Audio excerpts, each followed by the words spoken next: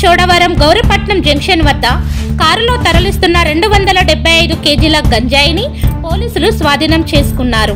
అనకాపల్లి జిల్లా ఎస్పీ కార్యాలయం వద్ద సోమవారం నిర్వహించిన విలేకరుల సమావేశంలో మాట్లాడుతూ ఒడిశా రాష్ట్రం చిత్రకొండ ప్రాంతం వద్ద గంజాయిని కొనుగోలు చేసి రాజస్థాన్ తరలించేందుకు కారులో వెళ్తుండగా పోలీసులు తనిఖీలు చేపట్టి గంజాయిని స్వాధీనం చేసుకున్నట్లు ఎస్పీ తెలిపారు.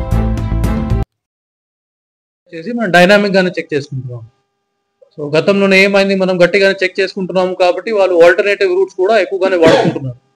ఎస్పెషల్లీ పోలీస్ వాళ్ళు బిజీ ఉన్నారు, బందోబస్తు బిజీ ఉన్నారు, ఆ టైంకి ఎక్కువగానే యూజ్ చేయడానికి అవకాశం ఉంది. కానీ ఎనీవేస్ ఈ రూట్ సంబంధించి కూడా నేను ఎస్డిపిఓస్ కి ఇన్ఫార్మ్ చేశాము. ఇది బ్యాక్వర్డ్ దగ్గర వెళ్ళి అన్ని సీసీటీవీ కెమెరాస్ వెరిఫై చేయమని చెప్పాను.